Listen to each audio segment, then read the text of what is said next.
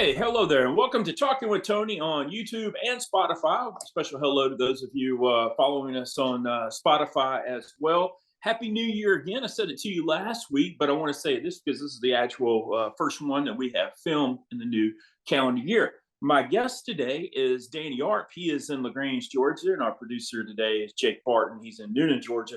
Happy New Year to both of those guys. Wouldn't be able to do the show without Jake. Jake does a great job at producing this show.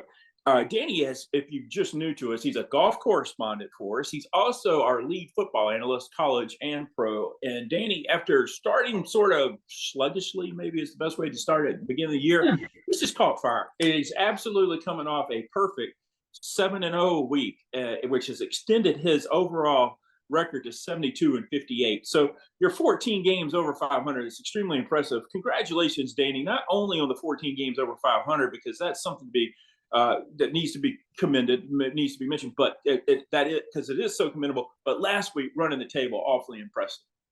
I'll tell you, last week was really one of my better. I mean, to be undefeated and not lose any, that's one thing, but it lined up so well for me. The picks came easy. I think you sent it and you're like, hey, here's the games. I was like, dude, I already got these. I mean, I was like 2 days ahead of you already picking those things. And to see it come out like that was awesome, man. Here's a funny story, though, and I think I texted you. So I did, that's against the spread, obviously, the record you quoting. So I did the bowl pick 'em, and I told you my bowl's fair. But I realized why. I always get in one that is straight up. And that'll tell you, I love the money lines, right? That's why I'm so bad at money lines, man. I got to stay away from the money line because my bowl pick 'em, I think overall I was 19-22. I mean, it's not like Stormy's. Well, it's better than his overall. Stormy's 49-58. Yeah, I'm a little better. Yeah. We do appreciate it. Stormy needs to stay off the golf course, I mean, Stormy is too busy. Working on his handicap. He doesn't watch enough or he doesn't read enough or something. I mean, I was looking forward to Stormy being a picker, and I don't know. I swamped him. He does do a really nice job of keeping me informed of all things Yankees, if something's kind of, breaking with the team. Yeah. He certainly loves the Bombers like I love the Bombers. And I think he's better at this than he's performed. My goal is, and there's still time actually, but my goal is that everybody end up over 500. Yeah. And there's still time for that, Danny, because there's first of all, we're going to be picking this week's NFL games and the national championship game, and then we'll also have NFL playoff time. So it's totally possible for them to even come up over. You and I are safely over 500. Kevin is right on the brink. He's 23-24, and Brian's only 5 games under 500 now after earlier being, as much as like 8 or 9, under 500. So there's time. Oh yeah, he'll make a comeback. I like picking on Stormy. He'll come back, and I am mentioning his golf game because Stormy is quite a golfer. If you didn't know that, he's beat me a couple occasions. That's for sure. Hey, did he take any money from you though? Oh yeah, Stormy doesn't. I don't know if Stormy plays if there's not a lot of money on that. But there you go. He's pretty good golfer though. As they say, another piece of the puzzle comes unsolved. Let's get to Stormy's picks. Let's run down Stormy's picks first. The 49-58 against the spread on the season. There's this huge Saturday game where the team must win, doesn't guarantee themselves in the playoff, between the Texans and the Colts, and that's in Indianapolis. He's got the Colts +1, home underdog. They're +1. Both teams got to win, and then they're going to need the Jaguars to lose on Sunday. He's got the New Orleans Saints -3 at home against the Falcons. I make these guys choose the Falcons game almost every week. The Falcons will drive you absolutely nuts. I watched them on New Year's Eve. No excuses against the Bears, and they fell flat on their face. They were getting help elsewhere, and then they couldn't even take care of their own business. He's got the Dallas Cowboys -13, and all the Cowboys that you're talking about getting a gift. The Eagles losing to the Cardinals last week at home. Now, to all the Cowboys need to do to guarantee themselves that first round home game is defeat the Washington Redskins, if you will, because you know what? It's Cowboys and Redskins were the one of the best right there with the Raiders and the Chiefs, Danny, for years and years and years, the best rivalry. And the Washington Commanders and the Dallas Cowboys just does not have the same effect as Cowboys and Redskins. Tell me how I'm wrong there. Look, man, you're not wrong on that. I mean, again, I know what we have to do these days, but it was always the Cowboys and the Redskins, right? I mean, that was the matchup. What I can't figure out is why some names change and some don't, Right. I mean, if we're gonna do it, do them all, I mean, but yeah, I mean, I get the concept behind it. That's not what I'm saying. I'm saying I don't understand why some change and some don't, So, I mean, what are we gonna have? The Atlanta Braves be the Atlanta Coca-Colas one day? what are we gonna do there? No, what is that thing? What is that thing they got that runs around the field up there? The one that everybody races? Oh, the Freeze. Yeah, they'd be the Atlanta Freeze. Yeah, the Atlanta Freeze. Nothing like freeze in July in Atlanta, the Braves game where it's 109 degrees. We're all come on, Freeze. Let's go. Let's get the hit. Come on. Yeah, absolutely. Now comes the time in the game where we'll turn the air conditioners on, probably. I don't know, dude. That's Cowboys and the Redskins this weekend. Who did he pick? You didn't say his pick. He's got the Dallas Cowboys -13. And me being a lifelong Cowboys fan, you pulled for the Cowboys since you were a kid. Certainly hope he's right there. He's got the Buffalo Bills -3 in such a critical game against the Miami Dolphins. And that game is for the division champion there. As Miami has fallen back and Buffalo has really come on. And then in the national championship, he's got the Michigan Wolverines. This is his 5-star -4.5 against the Washington Huskies. That's Stormy's picks. I'm going to go ahead and get Brian's picks out of the way right now, too. Brian's 47-52 against the spread. He's got the Houston Texans -1. And, boy, did they miss Stroud when he was out those couple of games with concussion. But he's back. He's got the New Orleans Saints -3 against the Falcons. This guy's not believing in the Falcons too much. He goes with the Washington Redskins /Commanders +13 in that rivalry game against the Cowboys. He's going with Washington. Miami Dolphins +3 at home against the Bills. And he goes with the Washington Huskies as his 5-star pick in the national championship. That Washington, I had a friend, Brendan Donatel, whose father was defensive coordinator. He's been defensive coordinator for a lot of different teams, and she's done the show before, including the Falcons. Before he spent 1 year out of the University of Washington. And Brian taking the Washington Huskies there reminds me of that helmet that they have, that gold helmet. To me, that's one of the greatest helmets in college football. I always asked her when she would go out to games to bring me back a helmet, and she was like, "Do you want me to try to get through the airport with it?" And I go "Yeah, Brenna, you're capable of doing anything. Do that for me." So before we talk about your picks at all, Danny, how do you feel about that Washington Husky helmet? I'm glad that it's going to be on the big, national championship game, everybody to watch on the big stage. I think it's going to be fantastic. I mean, I don't want to reveal my pick, but I thought they looked great this past weekend in the purple. Mm-hmm. I don't want to turn into Jana here and turn this into how the uniforms looked, and that's why they won type stuff. But they looked fantastic. They played fantastic, and I think that, like you said, that's just going to up their game. What was that? So they had what was the big, you always know all the stuff. The year they tied with Georgia Tech in 1990? 90 or 91. 90. Tech had tied North Carolina that year? And then it was a co-national champion between them and Washington, right? And it was like they got Washington got an extra down or something. Well, that you're thinking about the Missouri game. That's who Tech tied the national championship with.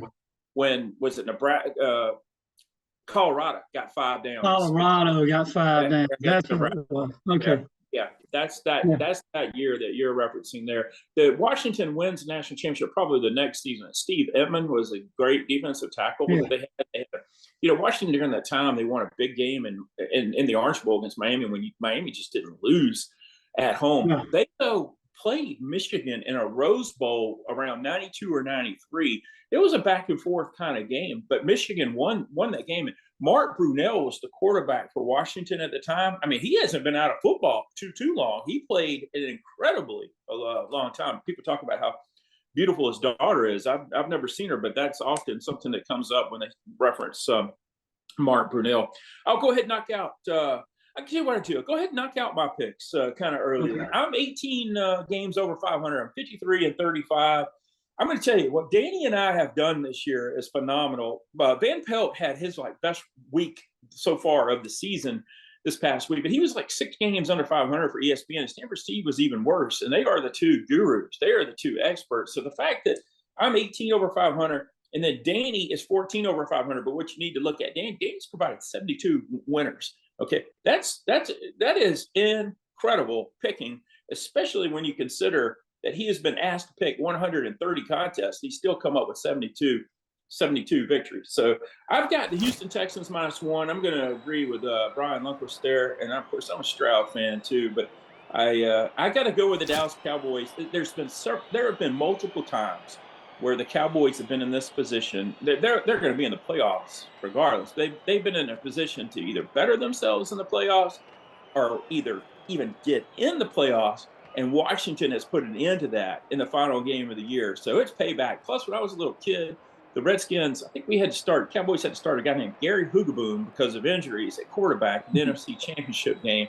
And the Redskins won it over us. It was one of those Sunday 1:00 games. And I haven't liked Washington a whole lot since they did that. The Cowboys had that string where the Eagles beat them one year and then, the Redskins beat them and so forth. So this time, though, the Cowboys are going to win that division. They're going to blow out Washington. And I'm going with the Buffalo Bills. Bills are playing great football. Josh Allen is getting it done. The defense is improving. And Miami's going to have to show me that they are fixing some of their problems because they're kind of going in the wrong direction right now. I will go ahead and tell you reveal my national championship pick. If you remember before the season started here on Talking with Tony, I told you that I'd made 2 significant bets. I'd bet Missouri over 6.5 wins, and they won, I believe, 10 regular season games. As I said last week, Danny, I lost track. They had won so many that I had lost track. That was a great.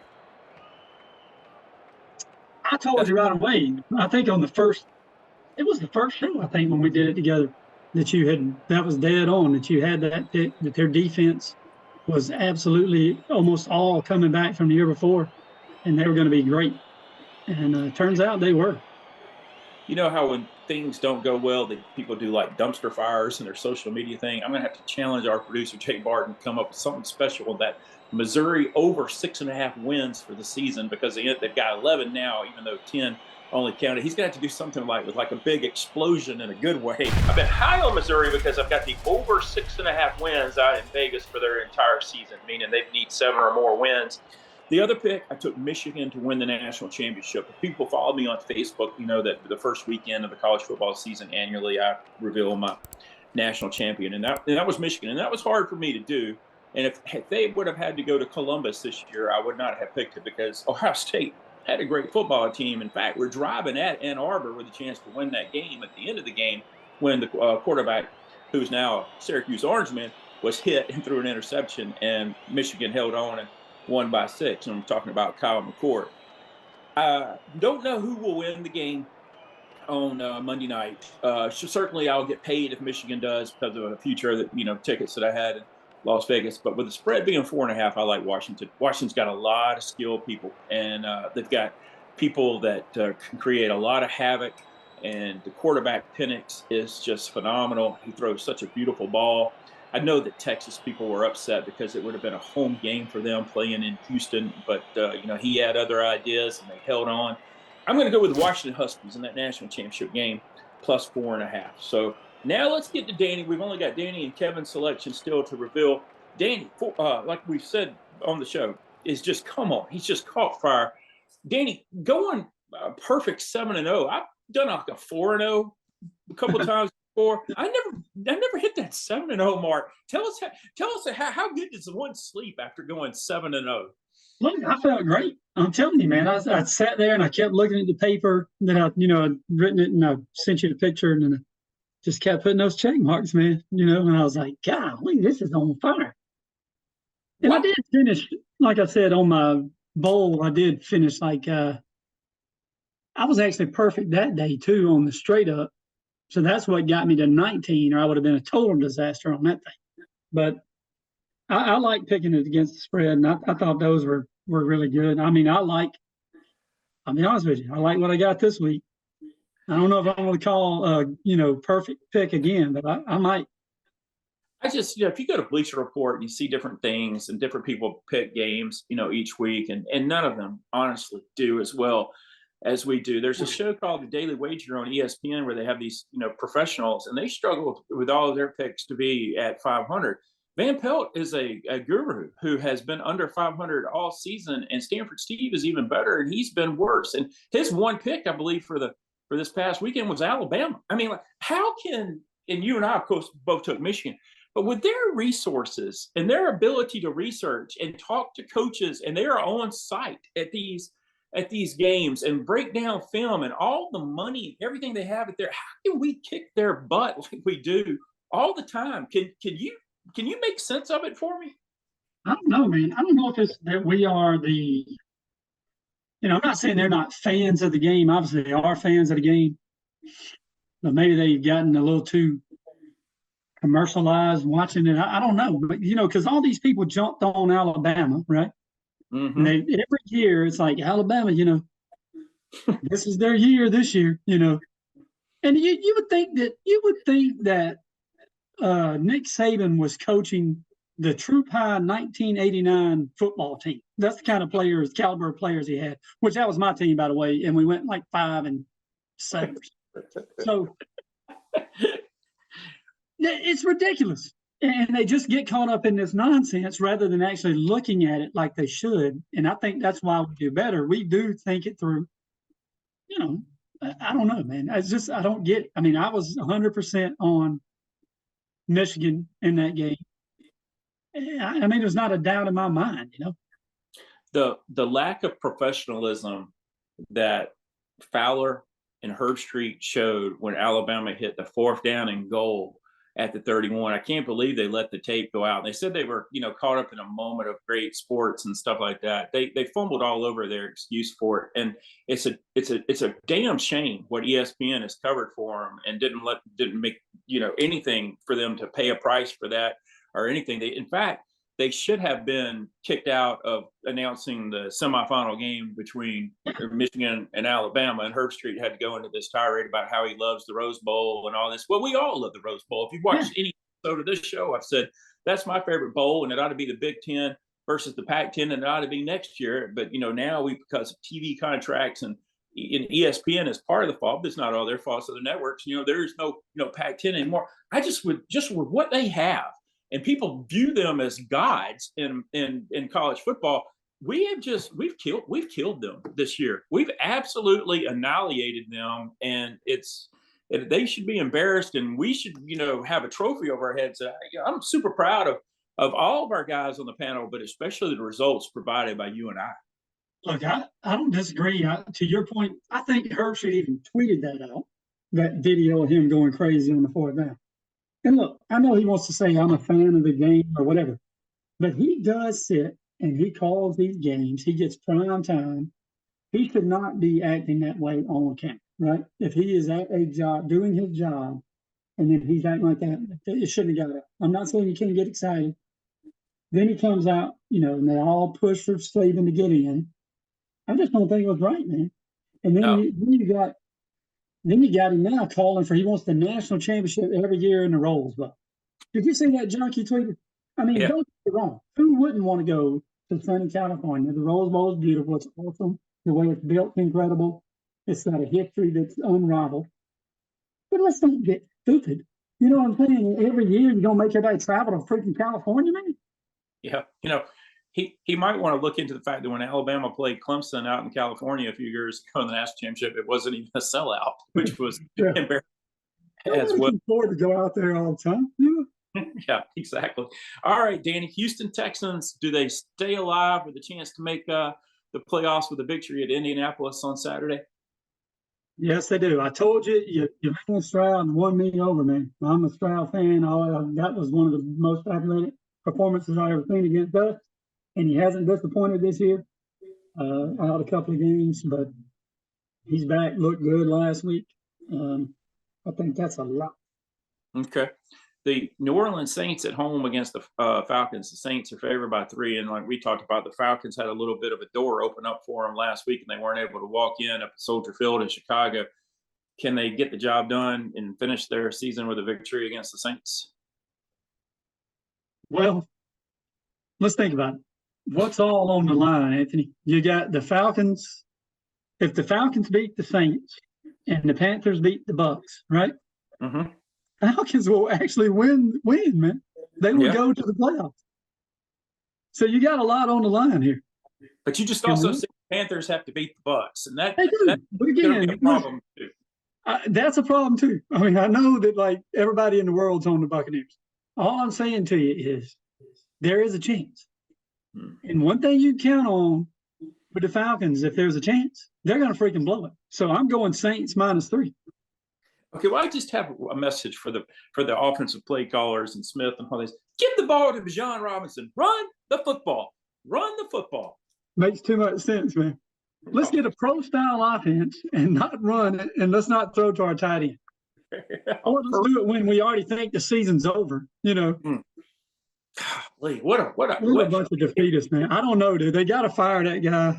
I hate to say it, you know, but start over again. Yeah. Here's the thing: it might work out for them. They might be able to pull off this victory, and they may get the help that they need.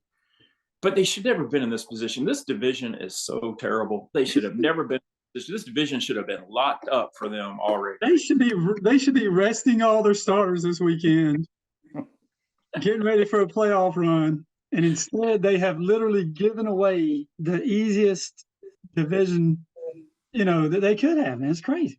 I think your 1989 True Tigers would have done very well in this division that they have to put the Falcons play. Especially if Saban was coaching. You know, we would have been great.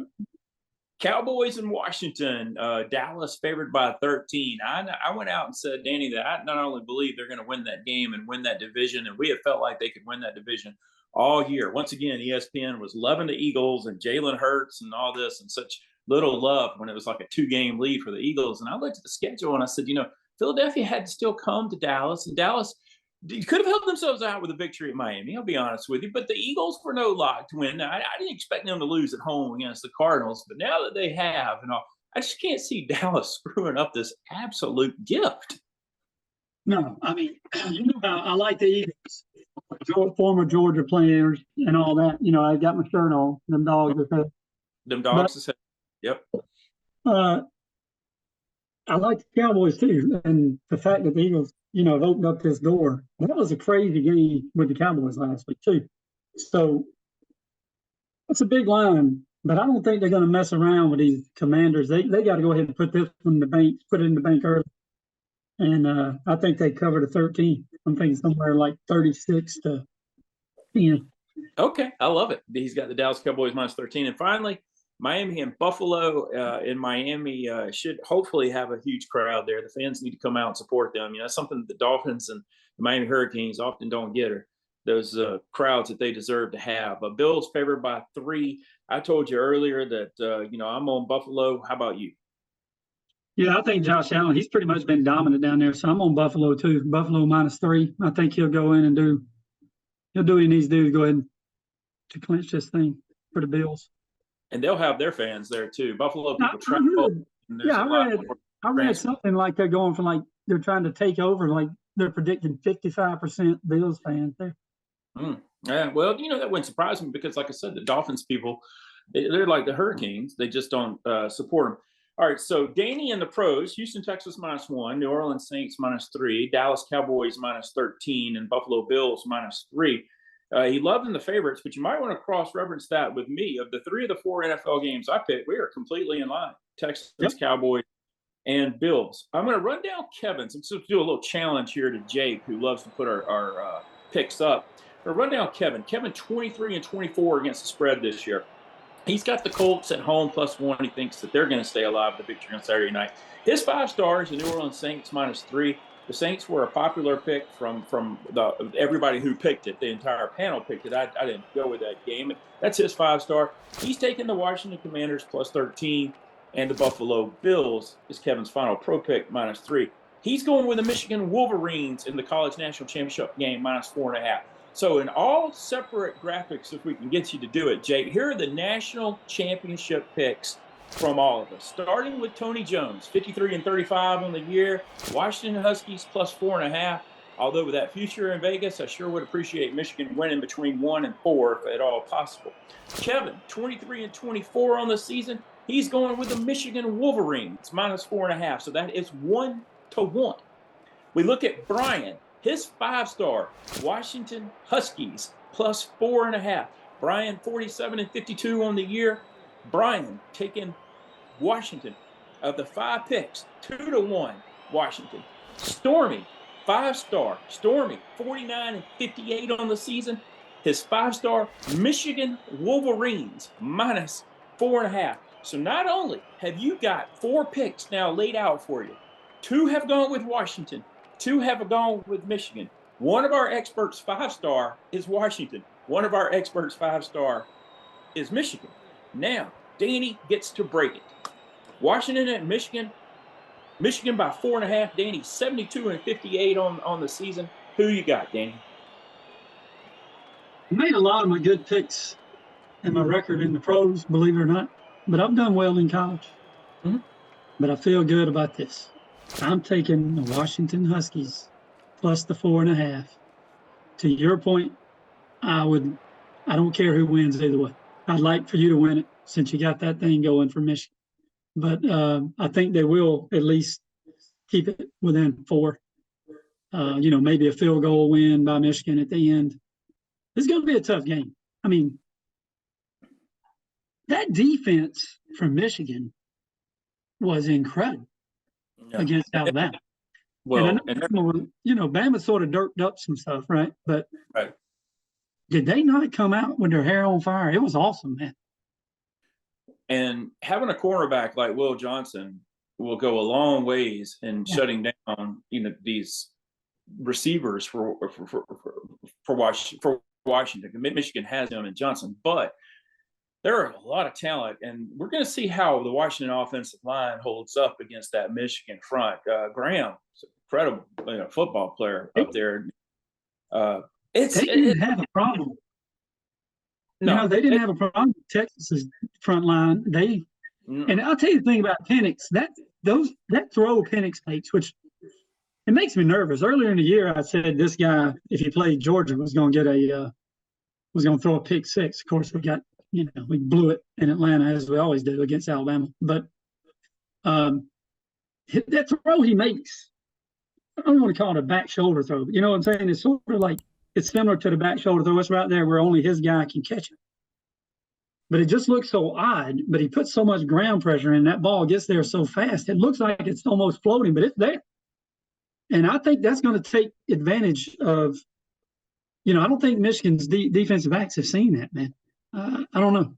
That's why I think it's going to be back and forth game, relatively high score, and I think that either one of them wins with a field goal, Well, there's no huge bonanza for me if Michigan wins this game and I cash a ticket in Vegas at couple of tickets in Vegas at 6-1 odds. And with my friend Greg living there, this week, what I'll do is I'll have him bet Washington for me, heads a little bit, just in case. Guarantee myself a big. People say that's dumb. It's going to take away the money that you would have won originally. But I'd rather have the security of knowing that I'm going to be a winner on the season with that wager than instead of letting it all ride on one game just in case Washington does win out. And that way I can sit there and relax on Monday night, and it won't matter.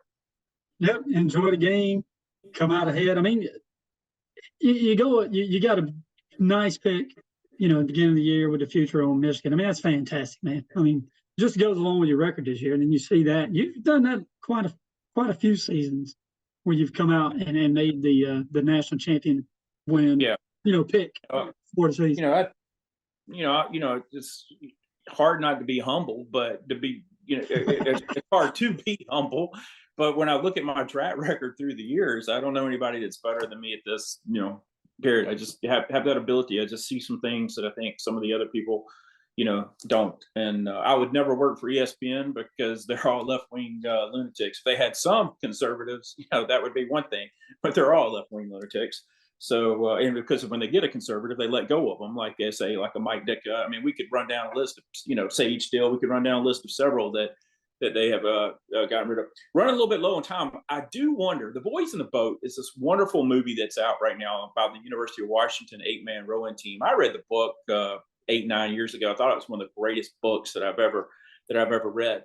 I wonder if it's meant to be for maybe while that movie is out in the theater about them, for their football team, this year's football team, to win the national championship. That is either very coincidental or it's going to be a good year for Washington, one of the two. But I finally saw a commercial about that movie. I didn't want I wanted to try to read the book like you told me to, and I didn't have time. And I'm trying to read Blakely's book, and then she told me you better look at yours. I want to try to take a look at that one too. Look, I love Blakely Arp. I want Blakely Arp to send me to, where she got so far. I'm like, I'm waiting. She's trying to get done with.